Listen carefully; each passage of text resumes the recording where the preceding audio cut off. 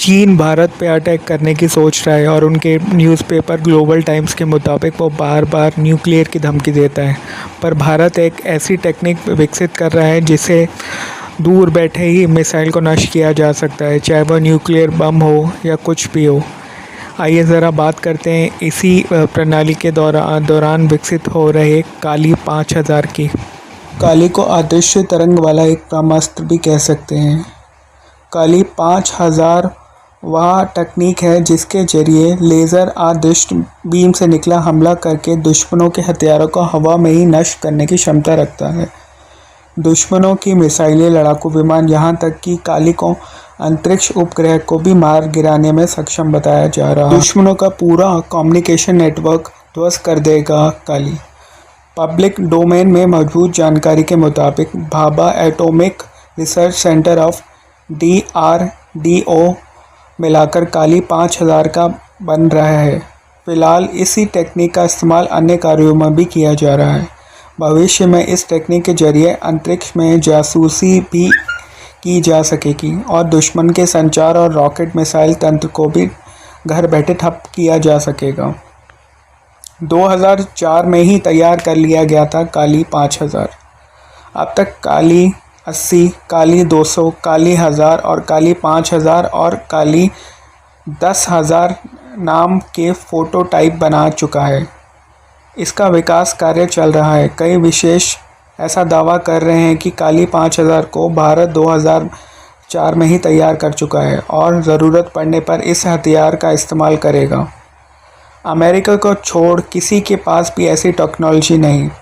काली की स्तर की उन्नत टेक्नोलॉजी अमेरिका को छोड़कर दुनिया में अभी तक किसी के पास भी नहीं है। काली 5000 mission 1985 Bhabha atomic research centre के डायरेक्टर डॉक्टर R चिदम्बरम ने शुरू किया था। ऐसा माना जाता है कि सरकार की मंजूरी के बाद ही 1989 में बेहद गोपनीय तरीके से इस कार्य पर काम शुरू हुआ था। बैलिस्टिक मिसाइल रक्षा कार्यक्रम।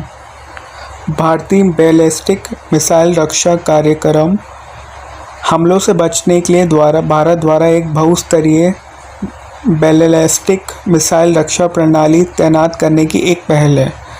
मुख्य रूप से पाकिस्तान की बैलिस्टिक मिसाइल खतरे को देखते हुए इसे शुरू किया गया।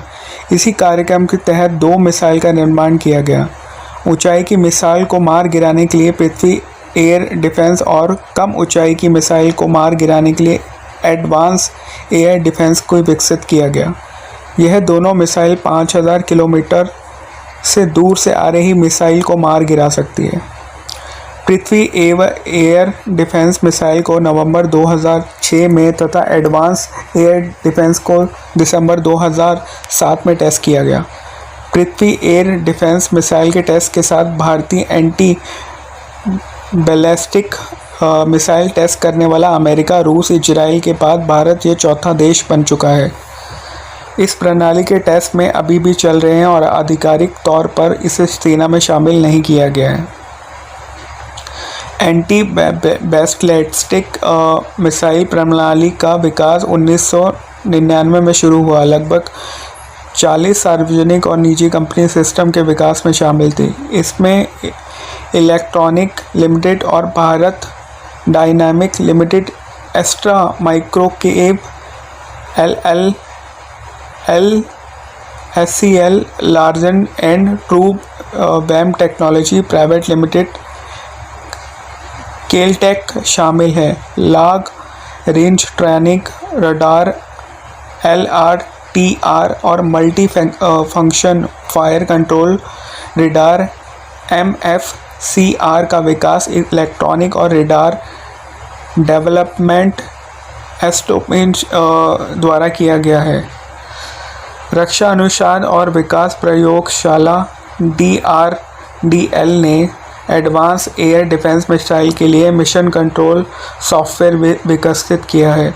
रिसर्च सेंटर इमारत RCRI ने नेविगेशन में इलेक्ट्रोनिकल एक्ट्यूएशन सिस्टम और सक्रिय रडार साधक का विकास किया। उन्नत सिस्टम प्रयोगशाला AASL ने एडवांस एयर डिफेंस को पृथ्वी एयर डिफेंस के लिए मोटर्स जेट वैन संरचनाएं प्रदान की हैं।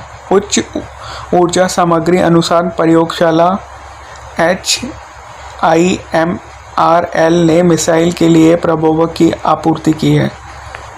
चरण 2, 2 नई एंटी बैलिस्टिक मिसाइलें इंटरमीडिएट रेंज बैलिस्टिक मिसाइल को रोककर विकसित किया गया। लगभग 5000 किलोमीटर 3100 किलोमीटर से आने वाली बैलिस्टिक मिसाइलों को नष्ट करने के लिए उच्च गति मिसाइलें ND-1 ND-2 को विकसित किया गया है। 2011 में इन दो प्रणाली के परीक्षण की संभावना थी। नई मिसाइल अमेरिका द्वारा तैनात थेड मिसाइल के समान होगी। इन मिसाइल की गति हाइपरसोनिक होगी और इसने 1500 किलोमीटर 930 किलोमीटर से अधिक की स्कैन क्षमता की रडार की आवश्यकता होगी ताकि लक्ष्य को सफलतापूर्वक अवरोध कर सकें। 6 मई 2012 को डॉक्टर VK शरावत ने चरण 1 के पूरा होने की पुष्टि हुई और चरण 2 में 2016 तक पूरा हो जाएगा, जिसमें 5000 किलोमीटर से आने वाली मिसाइल को नष्ट किया जा सकेगा।